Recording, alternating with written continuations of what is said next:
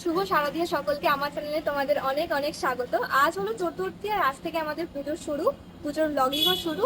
তো চলো লোকেশনে গিয়ে তোমাদের দেখানো যায়।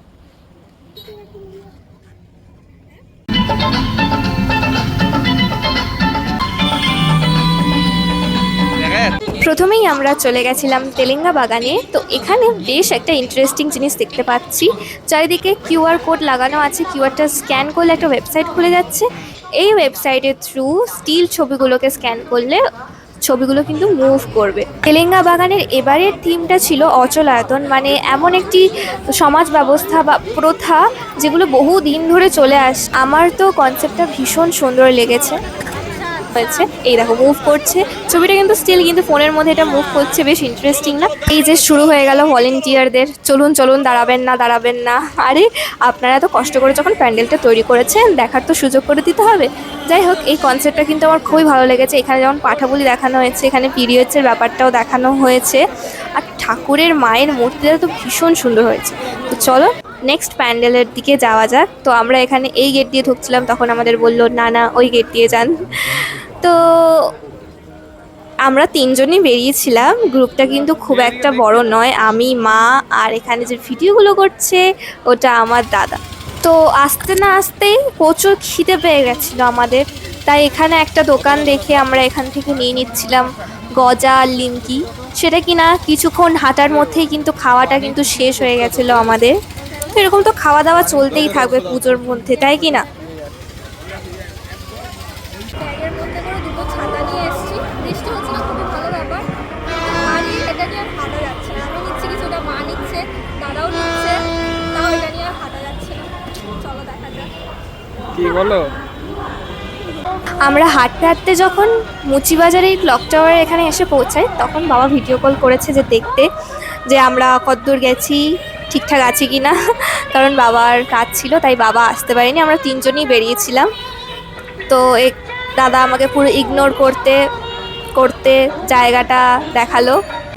যাই হোক, ব্যাকগ্রাউন্ড মিউজিকটা কিন্তু দারুণ চলছে এখানে। আর আমি একটু দাদারও ভিডিও করে নিলাম, কারণ ও এতক্ষণ আমাদের ভিডিও করছিল।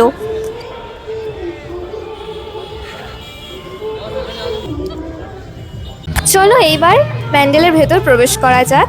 এই প্যান্ডেলটা এবার করেছে দীঘার জগন্নাথ ধাম, যেটা কিনা ভালোই হয়েছে, কিন্তু প্রতি বছর এটা আরও ভালো করে, এটা আরও বেটার করতে পারতো, কিন্তু যা করেছে সেটাও কিন্তু আমার বেশ ভালো লেগেছে।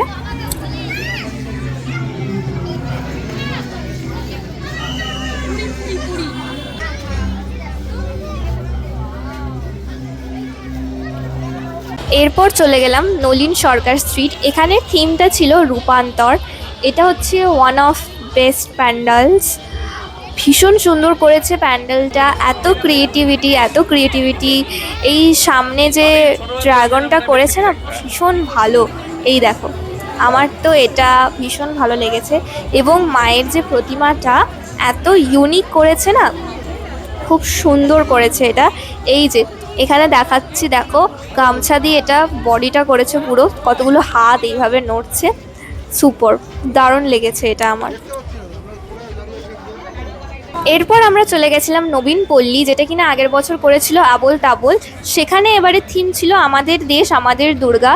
এখানে আমাদের দেশে যে মহিলা স্বাধীনতা সংগ্রামীরা আছেন তাদের কথা এখানে কিন্তু বলা হয়েছে, ভীষণ সুন্দরভাবে এটা ফোটানো হয়েছে।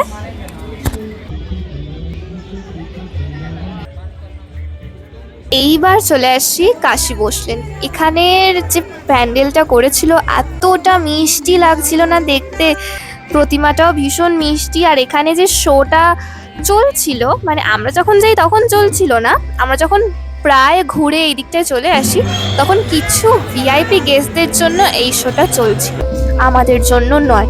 সো ব্যাপারটা ভালো লাগেনি, কিন্তু যে গানটা বাজছিল প্যান্ডেলের ভিতরে ভীষণ ভালো লাগছিল।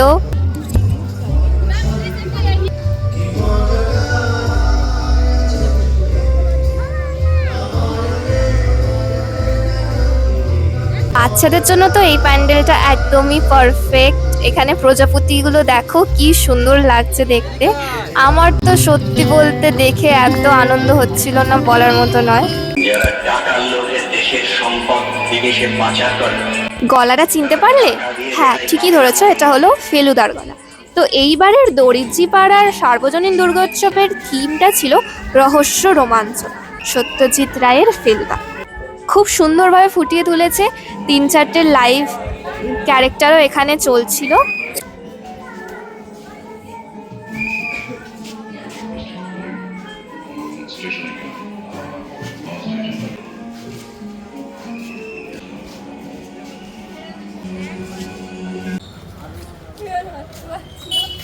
হ্যাঁ, তারপর আমাদের জল তেষ্টা পাচ্ছে, খুব খিদেও পাচ্ছে, জল তেষ্টাও পাচ্ছে। একটা জলের বোতল নেবো, জলের বোতল নিয়ে এইবার আমরা চলে এসেছি জগৎ মুখার্জি পার্ক। এখানের এই বছরের থিমটা ছিল এআই, দেখে তো বুঝতেই পারছো, বিভিন্ন রোবট করেছে। আর দুর্গা ঠাকুরের এই ওপরে দেখো, মনে হচ্ছে এই রোবটটাকেই বন্দি করে রাখা হয়েছে। বেশ সুন্দর লাগছে এই জায়গাটা দেখতে। পান খাসনি কোনোদিন? মিষ্টি পান, খায়ের পান না যে খাসনি? আমি কোনো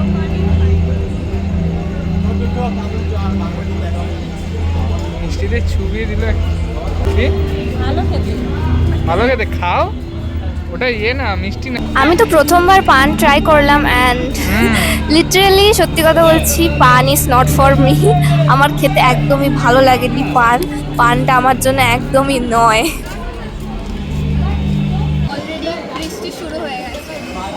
দেখি দেখি, ধরো ধরো ধরো ধরো। তো মেয়েদের ব্যাগ বইতে বইতে আমার অবস্থা খারাপ হয়ে গেল। ঠিক আছে, এই দেখো বৃষ্টি পড়ছে, এই দেখো হাত ফাত ভিজে গেছে, দেখো। এবারে আমাদের এই অবস্থায় বাড়ি যেতে হবে মোটামুটি। আর একটা দুটো মানে 80% কমপ্লিট, 20% বাকি, হ্যাঁ 90% কমপ্লিট, 10% বাকি করলে মোটামুটি শেষ। কিন্তু গাইস, এই রেস্টুরেন্টটা আছে পেছনে, কি জানি না, বিয়েবাড়ির থেকে বড় জায়গা। হ্যাঁ, ঠিকভাবে দেখবে, বিশাল বড় জায়গা দেখাচ্ছি, দেখো। এ দেখুন, বসে খাচ্ছে মোটামুটি 150 থেকে 200 জন বসে একবারে খেতে পারবে। ঠিক আছে, খুবই লোভ লাগছে। কিন্তু ব্যাপারটা হচ্ছে, আমার চেহারা দেখে আপনারা বুঝতেই পারছেন একটুখানি খাওয়া দাওয়া একটু রুচি আছে, কিন্তু খুবই লাগছে। বেশি কিছু খাওয়া হয়নি, কিন্তু অনেকক্ষণ ধরে হাঁটছি, তাও জানি না কেন খেতে পারছে না। ও বলছে কিছু খাওয়া যেতে হলে কি ভালো হবে না হবে তার ঠিক নেই। আমার পেছনে এই দেখুন, আবার মা তো আগে এসে বসে পড়েছে। হ্যাঁ, জিজ্ঞেস করছে কি কি আছে না আছে। কোথায়?